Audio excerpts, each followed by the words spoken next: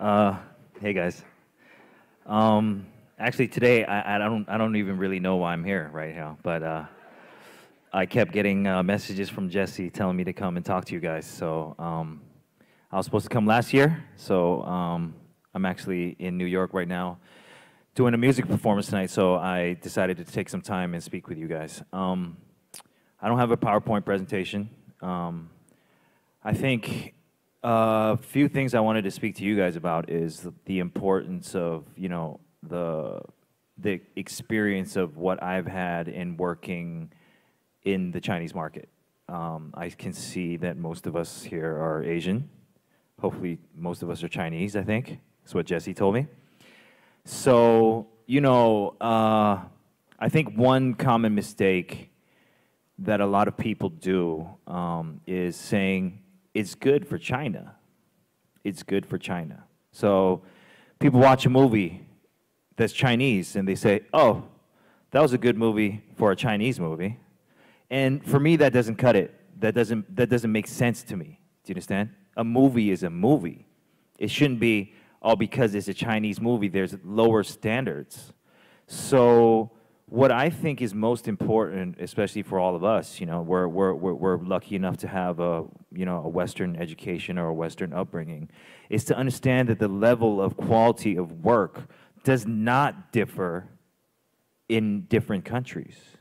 Whenever I do something, I don't think about, oh, I'm doing this for China, so what is good for China? I believe everything that I do, even if it's a Chinese song, I try to think of it as, if my friends in America or a person that worked at a radio station, they listened to my song, what would they think of this song? Now, I'm not saying that the Chinese market is unimportant. It's just that we cannot say to ourselves that, okay, so I want to work in China and these are the guidelines or the status of what is good. Because the problem is with that is that a lot of us maybe already thinking, everyone's like, China's the next market. China's the next superpower. China's this and China's that. Okay, there's a lot of money to be made there. Okay, sure. But you cannot lose the integrity of what you do and what you represent for money. And at the same time, if China is going to become the next superpower or the next place to make business happen, then we cannot be working at a barometer of saying this is good for China. Everything has to be good on an international level. And only then will we be able to be standing proud and say this is Chinese made. The reason why I'm saying this is because when I started Clot in, I don't even remember, man, 15 years ago, I remember something very, very, very, very alarming to me is I said, we're made in China. And everyone's like, oh my God, that's horrible. I said, what do you mean? Why is made in China bad? They're like, oh, all these products are getting recalled in America and there's baby products have lead in them or blah, blah, blah, blah, blah. So everything that I've been doing, I've been trying to be made in China, creatively designed in China. Everything is from a Chinese perspective. People ask me, hey, what are you? I'm actually born in Canada, but I tell people I'm Chinese because you can't deny the fact that I'm Chinese. Look at me. I mean, so I say I'm born in Canada, but I'm Chinese. So when people think I say made in China or this we're based in China and it gives them a bad stigmatism, I have to be very aware of everything that I do and everything that I say so that if someone from an international level is looking at the product that we're making or looking at the creative designs or the ideas that we're coming out of, we can be proud to say that, yeah, this is made in China.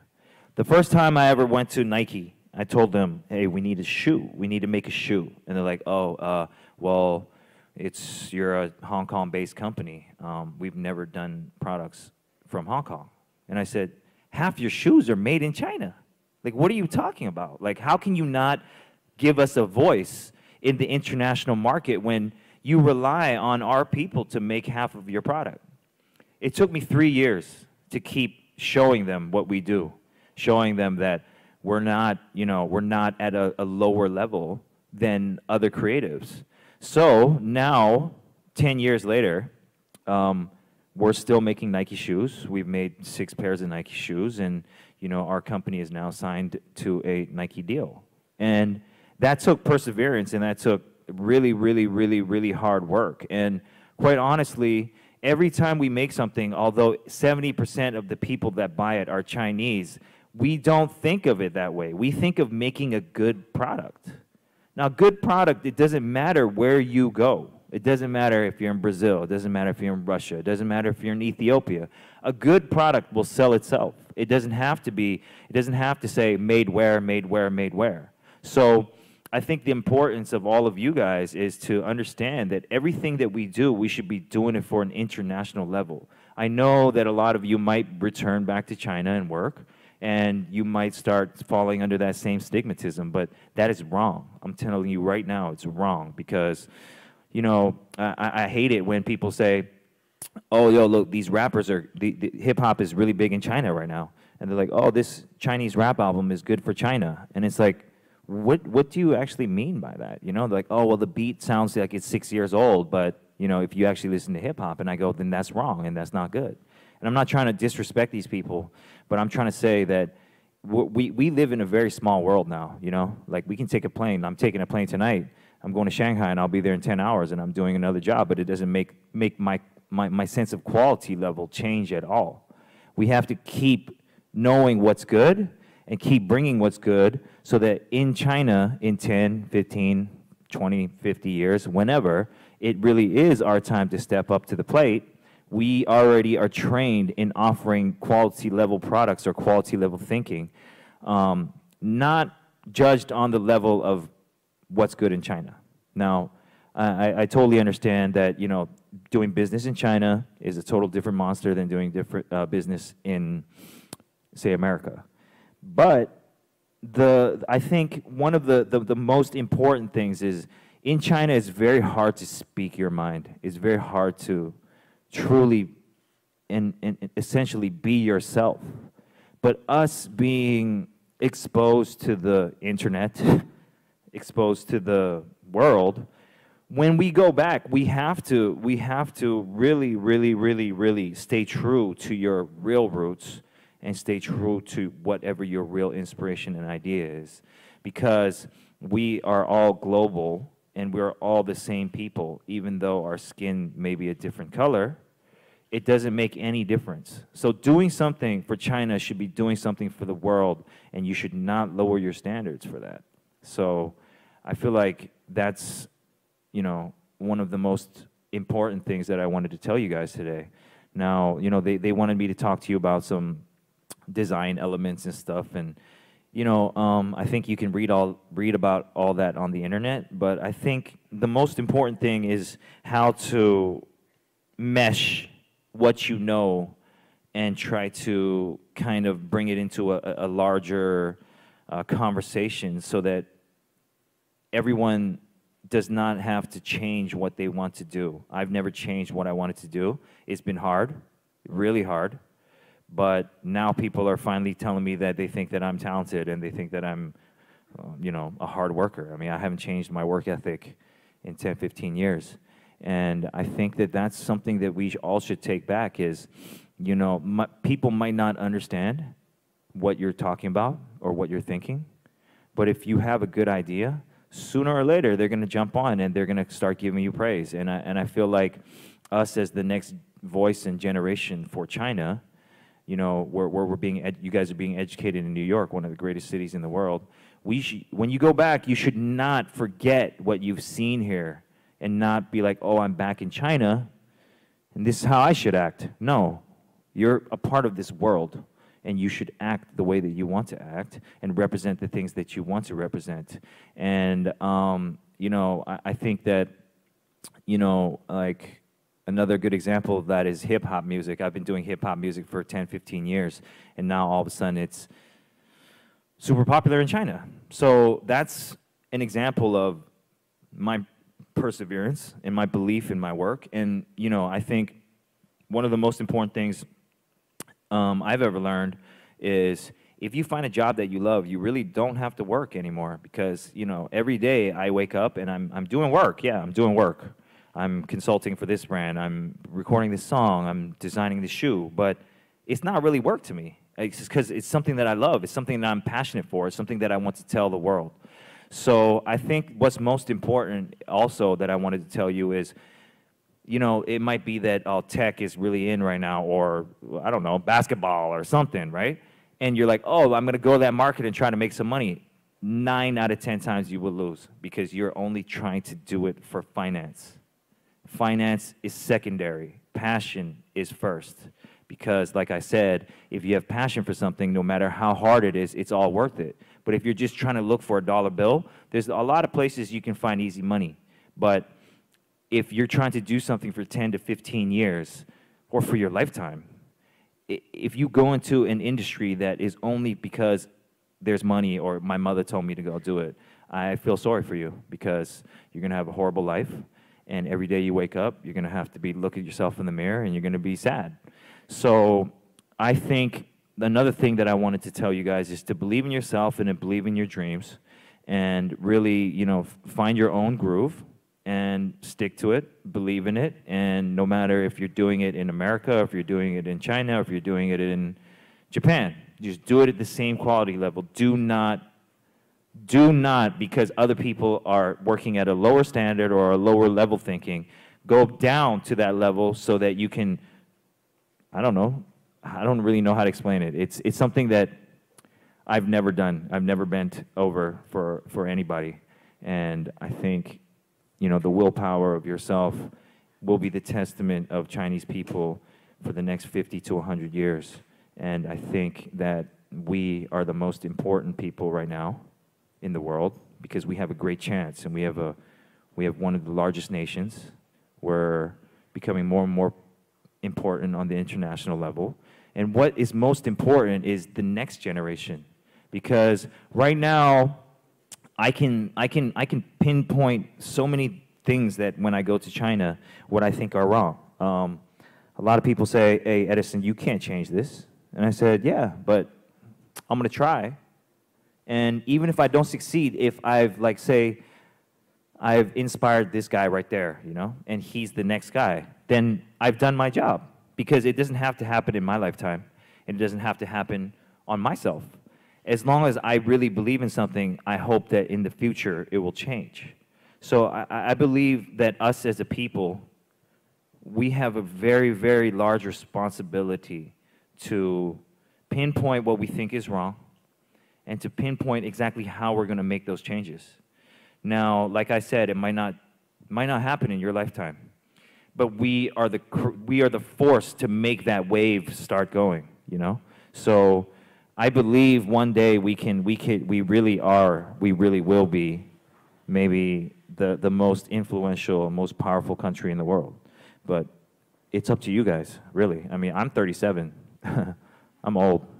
So you guys are the young ones. So hopefully you guys can really follow your dreams, understand what the level of quality is, and keep at it, you know, because no one else will have the opportunity like us, because when we finish school, we go back and it's a whole different playing level. And we need to influence the people over there to start understanding the values, the rights that we believe in. And I think that, you know, that's the most important thing that I can tell you, you know, like I can tell you about a story I had filming a movie or recording a song, but I don't really think that matters, you know. I think what matters is to be able to inspire the next generation to do better, to make a difference. And that's why today I decided to come here and speak to you guys, because you guys are way too important, and you guys might not understand that, you know, especially if you guys are planning to go back into China and work. You guys are the voice of reason. People don't understand what we're talking about a lot of the time there. And it'll take patience, and it'll take kind of, you know, due diligence for you to really make them understand, but it's worth it, number one. And over time, I really believe that they will change and they will listen. So, you know, there's good things and bad things everywhere. There's good things and bad things in America. There's good things and bad things in China. Take the good and try to make it better and try to make people better. And I think that that's the most important thing. So I also think that, you know, another thing I wanted to talk about is a lot of people always, you know, an example I wanted to show you is, I don't have a PowerPoint, I'm sorry, but there's a thing happening in Los Angeles called Complex Con. And Complex Con is supposedly a street, I don't know, convention. They say all the best brands and all the best musicians and all the best people are gathering in Los Angeles in November. I'm not doing promotion, I promise you I'm not. But next week in Shanghai, I'm doing something called Intersect. Now, everything that I do it like I'm doing it for IMAX. I know that sounds funny, because when I was a kid, everyone says, we got to do something, you got to do it like you're doing it for TV. But I guarantee you that if you look at the lineup and you look at what we do in Shanghai, we are beating Los Angeles, and we're beating everyone else in the world that's trying to do it. And that's because of the perseverance of what I believe in, and not bending over for the dollar bill, and actually trying to present something that's really great and true and inspiring. So I believe that we are already on that page, and we're already making it there. But like I said, in a few years, I'm already going to be retired and hopefully living on an island, suntanning. And hopefully you guys can be the next ones to really push the envelope, you know? And I think we cannot be like, oh, it's fine. It's, you know, I went to this place in China and it tastes just as good, almost as good, or this is just as good. It's not okay. It really isn't okay, because we need to represent ourselves better, and we need to make our people better, and we need to let people look at us better. Because like I said, when I first started Clot, everyone said, oh, you're a Chinese company. That must mean cheap and low-level quality. So we've been spending 15 years trying to up the bar on how people think, and now people are all of a sudden saying, oh, Chinese rappers, Chinese brands, Chinese this, Chinese that, Chinese tech companies, you know, all over. And it's really our moment to either lose it or take it. And I hope we can take it, because like I said, I'm Chinese. I'm born in Canada, but I fully believe I'm Chinese. I might not speak the best Mandarin, but I definitely know my culture and my roots, and hopefully you guys remember where you came from and what you represent and what you can do to make our nation or our people better. So that's really all I have to say today, you know. I'm just trying to be inspiring for you. So I actually like to speak to you guys more, so that's why I would prefer if we can have questions, and if anyone wants to ask me anything, I would like to speak. Chen. Yeah. We're going to enter the Q&A session, if you Sure. don't mind. Good. Thank you for an amazing speech. So just to start this, I want to throw the first question out there. Yeah. Something you just mentioned over and over again really caught my attention. You said, we as Chinese people and entrepreneurs should always have integrity and also fight the stigmatism, the negative ones about made in China.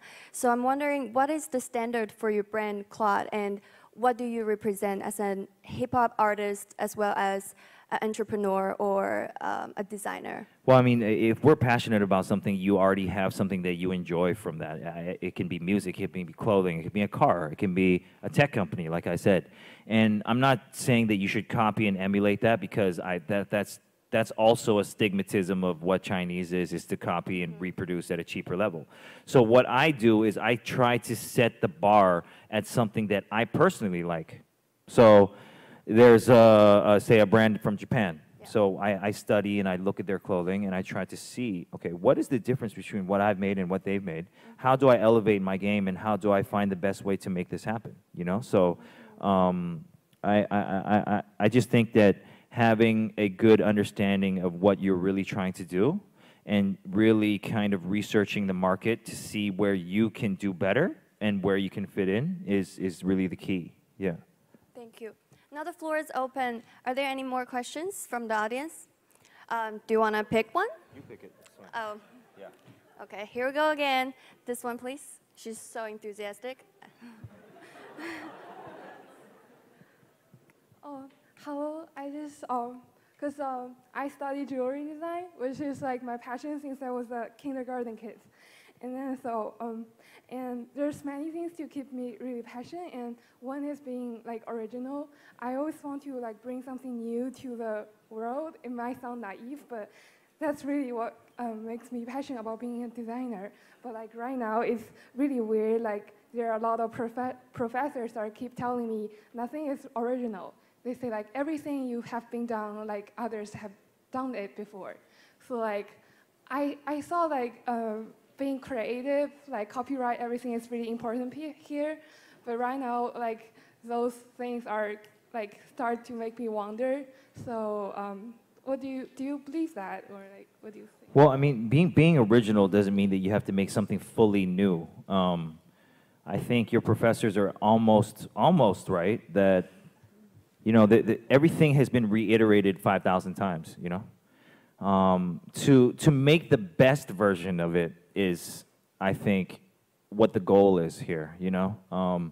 It's really hard to really innovate and create something new that's never been seen in this world unless I think it's on a technological level right now, you know? But number one is never copy. You can be inspired, and you can love an artist, but just doing the exact same thing, but like there's a perfect example. I don't know, so I see someone wearing some Supreme stuff here, right here, and he might understand me, is there's a company in Japan called Baby Milo, and they use an ape to be their logo. I've seen numerous Chinese companies use a cat or use a dog, and it's the exact same design. And they're like, this is new, this is amazing. No, it's not. You have to get inspired from someone to create something new. Now, if it has elements of something that's already been happening before or something that's already made, that's not a copy. You have to reinvent the whole wheel. Do you understand? So obviously, you know, I draw inspiration from so many people, and being honest with you, like, everything that I've created has come from someone else's thoughts, or a conversation I've had, or an art piece I've seen, or a T-shirt that I like. And I'm not copying them. I'm just letting them give me the inspirational vibes to start my own journey of creation. So I can't say your professor's wrong, but I do believe that, you know, finding originality right now isn't about making something that no one's ever seen. It's actually bettering products or bettering thoughts and having your own identity behind it. And I think that that's the most important part of it. I saw a kid who was raising his hand since the beginning of last question, so I have to choose him. Sure. That one. The volunteer is giving you the mic right now.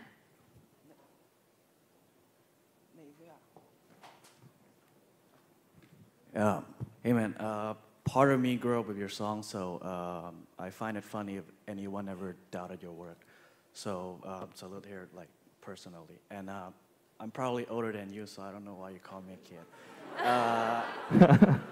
Anyway, age is nothing but a number, man. Yeah, no, like, it's not a matter. But anyway, Claude has inspired us to start our own clothing brand back a year ago. So I brought something here that I want to give you and see what you think about us. But back to the question is, if we talk about platform here, East meet West, something like that, both Hypebeast and 88 Rising, they originated from the East, but they don't limit themselves geographically through their origins. What similarities do you see between the two platforms? Obviously are different. And how does Claude fit in all these? Thank you.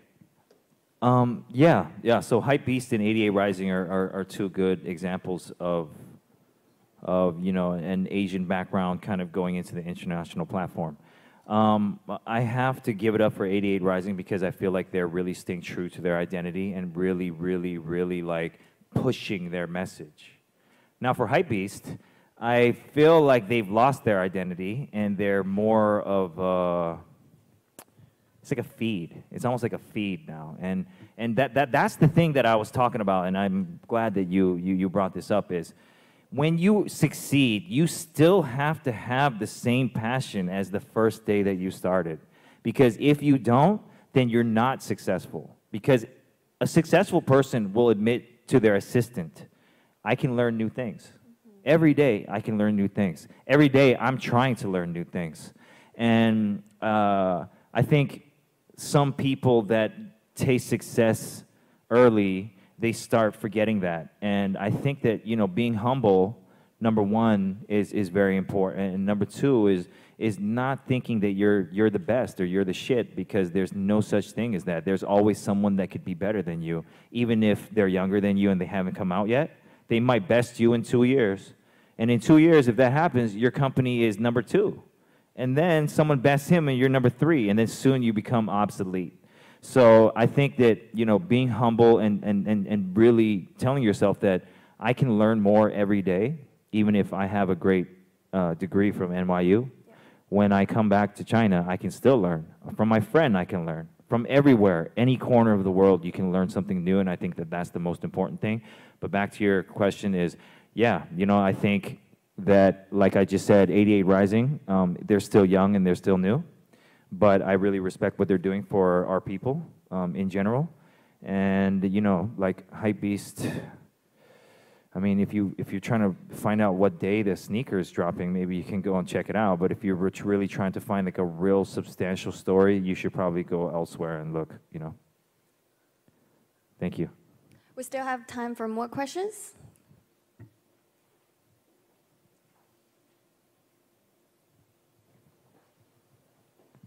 Hello, Edison. I was a big fan of the documentary you did with Vice, and I was very surprised to see that in one of the episodes, there's a close-up view on the master, Sun Zi Bing Fa. There was a close-up view on that, and I was wondering, like, do you really read this classic, the Chinese classic literature? And I know that in this recent collection you did with Converse, and you have these really cool Confucius design on that. I'm wondering, like, usually how did you draw this inspiration from the Chinese classic like literatures? And also, you said you want ban for dollars for your business. And this year, you actually have Claude actually have like a new round of finance fund, Hupu. And I'm wondering, like, what's your expansion plan in mainland China? And if you got a chance to pick one of the celebrities in China to work with to do a collaboration products, who would you pick? Yeah. That's Okay. 3 questions. Yeah, so to answer your first question, that's funny that you say that, because I actually, you know, I remember 10 years ago, I tell people, hey, I just read a book, and they're like, you read books? Oh my, you do? I'm like, yeah, I actually Good for you. do. I actually do read books. But yeah, I've actually, there's been a period of time when I was a kid and I used to read, like, you know, stories like, you know, Catcher in the Rye, etc. I used to enjoy how stories would bring me on an emotional journey and show me a side of life that I wouldn't know. Then I went through a period where I read a lot of self-help books, just trying to improve myself. You know, like I said, I try to learn something new every day. And recently, I've been delving back into more Asian culture, especially ancient Asian culture, to try to see and better understand where my roots are from. So yes, I was reading those books, for real. For Converse and stuff, you know, one thing that I think is truly important to me is to not forget my roots and culture. So every once in a while, when we have say when we're doing a Nike shoe, the first Nike shoe I did was very heavily Chinese inspired. So why I do that is to bring our culture and bring our people to an international platform, and to try to bring the best of what I believe is part of us, and really showcase it to the whole world. So not every t-shirt you're gonna see is gonna have like a Tai Chi guy on it or some Chinese characters, but we try to sprinkle it in and out of our design just to stay real to exactly who we are. And we chose Hupu as an investor because, you know, like I was telling you guys, the Chinese market is a very different place than what I'm used to in Western culture. So when we were trying to expand at a certain speed, we understood that we needed someone that kind of could assist us in the local market. Now, we could have chose a lot of different companies, but we chose Hupu because of the same level of interest in sports, and we kind of studied how they were taking sports and trying to blend in their own kind of identity alongside the international reporting of these sports stories. So that's why me and Kevin decided to work with Hupu.